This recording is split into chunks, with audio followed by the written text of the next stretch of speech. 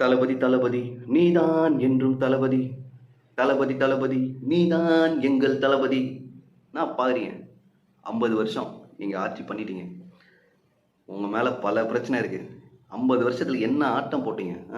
என்ன ஆட்டம் போட்டீங்க? உங்களை அடக்க தான் வர்றாரு எங்க தளபதி. எங்க அண்ணன் பாட்டுக்கு செவனேன்னு படத்துல தான் நடிச்சிட்டு இருந்தாரு. நீங்க தான் ஒவ்வொரு படமும் ஒரு படம் ரிலீஸ் ஆகும்போது பல பிரச்சனை கொடுத்து எங்க அண்ணனுக்கு இடி ரைடு, இன்கம் டேக்ஸ் ரைடு, அது இதுன்னு அனுப்பி சும்மா இருந்தவரை சொரிஞ்சுக்கிட்டு பெரிய ஆளாக்கி இன்னைக்கு உங்களை எதிர்த்து அரசியல் பண்றதுக்கு எங்க அண்ணா வந்துட்டாரா? இனிமே எங்க ஆட்டம் வெறித்தனமா இருக்கும். Okay fine. ஃபைனலி எங்க அண்ணன் அரசியலுக்கு வந்துட்டாரு.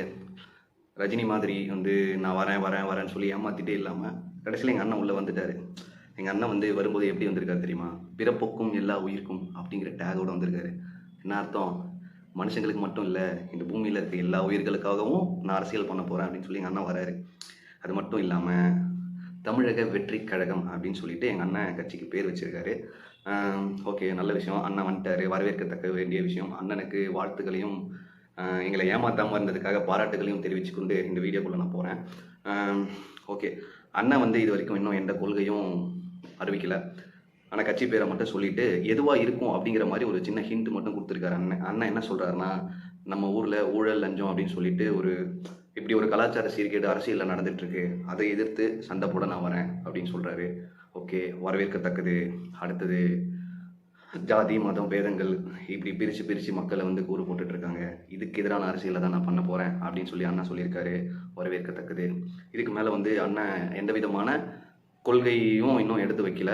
இது வரைக்கும் ஓகே, நல்லா தான் இருக்குது. அடுத்தது எனக்கு என்ன பிரச்சனையாக படுது அப்படின்னா, அண்ணன் மேலே எந்த பிரச்சனையும் இல்லை. ஆனால் சில அணில் குட்டிகள் இருக்குல்ல, என்ன மாதிரி சில அணில் குட்டிகள், அது என்ன பண்ணிகிட்டு இருக்கு அப்படின்னா, திராவிடத்தை ஒழிக்க வா தலைவா அப்படின்னு சொல்லிட்டு டேக்லைனோட பல போஸ்ட்டுகளை அப்படி சும்மா ஷேர் பண்ணிகிட்டே இருக்கானுங்க. காலையிலேருந்து நானும் பார்த்துட்டே இருக்கேன்.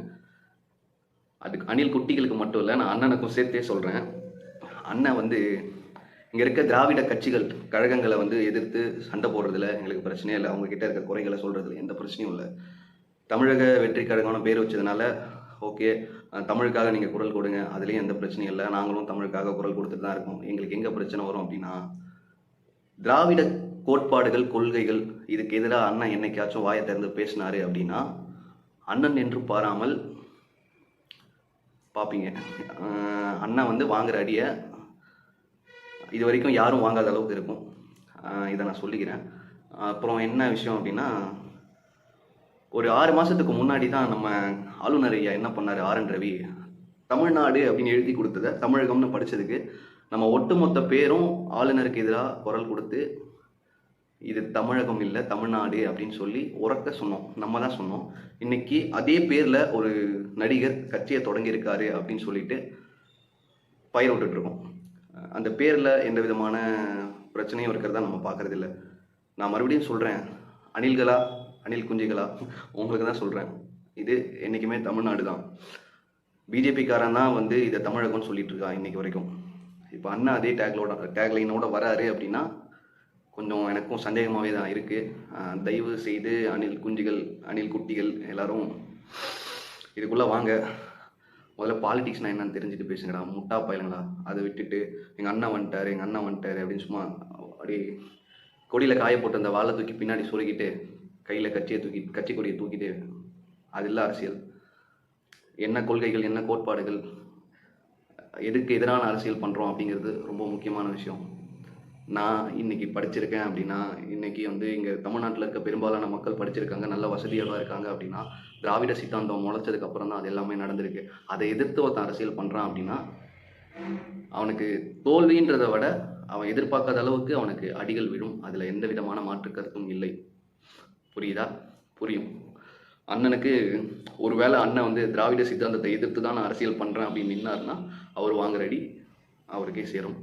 இங்கே வந்து ஒரு நடிகர் அரசியலுக்கு வரக்கூடாதுனோ இல்லை ஒரு பெரிய பிஸ்னஸ்மேன் அரசியலுக்கு வரக்கூடாதுனோ எனக்கு எந்த விதமான எதிர்ப்பும் நாங்கள் யாருமே தெரிவிக்க போகிறதில்லை. யாருமே யாருக்கும் சொல்லக்கூடிய உரிமை யாருக்குமே இல்லை.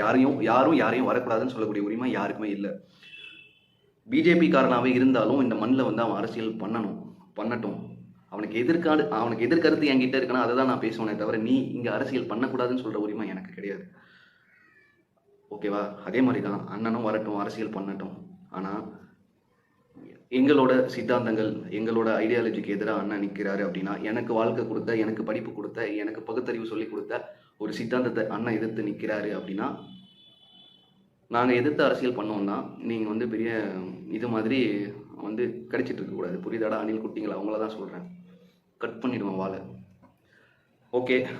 ஃபைனலி அண்ணன் வந்து 2026ல ஆட்சி அமைச்சதுக்கு அப்புறமா என்னோட மாஸ்க்கை கழட்டிட்டு நான் அணில் முன்னேற்ற கழகத்தில் நானும் ஒரு அணிலாக இருந்து அண்ணனோட வெற்றிக்காக பாடுபடுவேன் என்று மிக பெருமையுடன் சொல்லிக்கொண்டு இந்த வீடியோவை முடித்துக் கொள்கிறேன். நன்றி, வணக்கம்.